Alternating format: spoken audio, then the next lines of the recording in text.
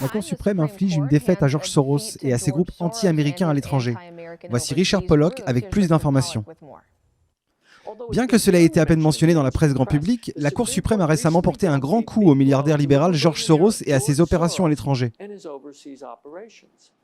Le 25 juin, un tribunal a déclaré par 5 voix contre 3 que Soros ne pouvait pas utiliser les fonds fédéraux pour poursuivre ses campagnes anti-américaines.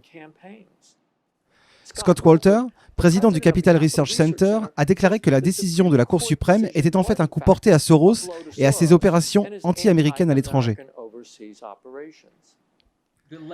La dernière décision de la Cour suprême a une vraie valeur, car elle établit comme principe que le gouvernement américain n'a pas à prendre l'argent de nos impôts pour le donner à des groupes qui sont opposés aux intérêts américains et à la politique étrangère américaine.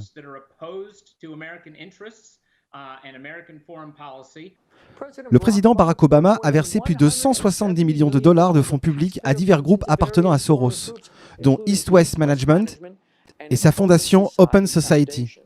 La plupart de ces groupes ont mené une politique anti-américaine. Le portefeuille des fonds de Soros provient de l'Agence américaine pour le développement international, connue sous le nom de AID.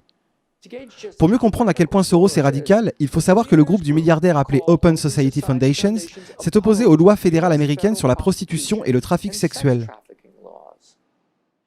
La position de Soros sur la prostitution et le trafic sexuel est particulièrement choquante au vu de l'actuel mouvement MeToo et elle est également surprenante à la lumière des poursuites fédérales engagées contre les soutiens de Jeffrey Epstein dans sa sordide affaire de trafic sexuel.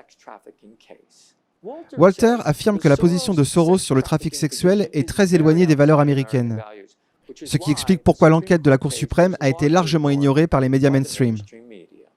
Oui, cela va bien au-delà des limites.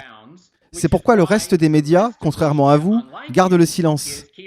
Parce qu'ils ne veulent pas que les Américains apprennent que George Soros est prêt à se battre jusqu'à la mort pour le trafic sexuel. Walter dit que la position de Soros sur le trafic sexuel est très éloignée des valeurs américaines. C'est pourquoi l'affaire de la Cour suprême a été ignorée par les médias grand public. Pour One American News, c'était Richard Pollock de Washington. Pensez à vous abonner et à partager. À très bientôt.